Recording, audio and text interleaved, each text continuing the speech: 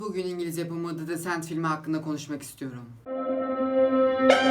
Eski bir arkadaş grubu mağarada gezinti yapmak için bir araya geliyor. Daha sonra mağarada kapana kısılan bu grup mağaradaki insan olmayan avcılar tarafından avlanmaya başlıyor. Ben bu filmi normalde izlemem ama neden izledim? Çünkü IMDb puanı 7.2. Çok iyi yorumlar var, adeta öve öve bitirilememiş.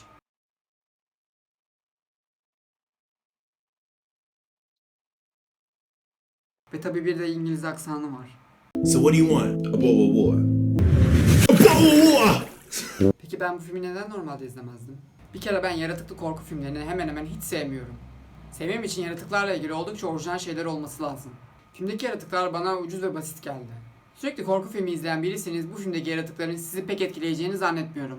Hadi siz yaratık kısmında okeysiniz belki de. Peki başka neler vardı bu filmde? Boğuşma sahneleri, hiçbir eğlencesi ve anlamı olmayan uzun boğuşma sahneleri. Tabi her boğuşmanın başına da basit bir jumpscare sahnesi.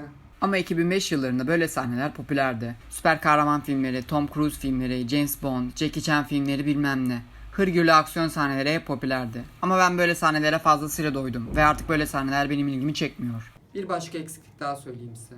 Karakter gelişimi çok zayıf. Korku filminde izleyiciyi etkilemek istiyorsan önce izleyiciyi karakterine bağlayacaksın. Benim fazla tanımadığım karakterin acı çekse, ölse fazla etkilenmem, bana ne der geçerim. I don't give a shit! Mesela filmde karakterlerin kendi aralarında geçmişten kalma mevzuları var. Ama olayların başı bana yeterince aktarılmadığı için karakterlerle empati kuramadım ve duygusal süreçte de yeterince umurumda olmadı. Bu tabi izleyici olarak hiç iyi bir şey değil.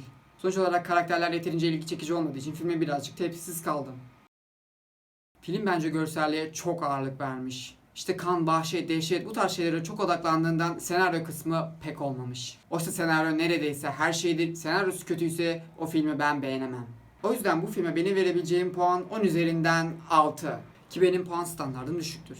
Ama şu da bir gerçek, bu film zamanında çok beğenilmiş ve puanı çok yüksek. Ben nasıl bu kadar kötü diyorum diye merak ediyorsanız da izleyebilirsiniz. Sırf canınız istediği için de izleyebilirsiniz elbet. Ben beğenmeyeceğimi zaten tahmin ediyordum ama işte sırf puanı yüksek diye meraktan izledim. İlk defa bir film izlemeyi önermiyorum ama izleyenlere iyi seyirler.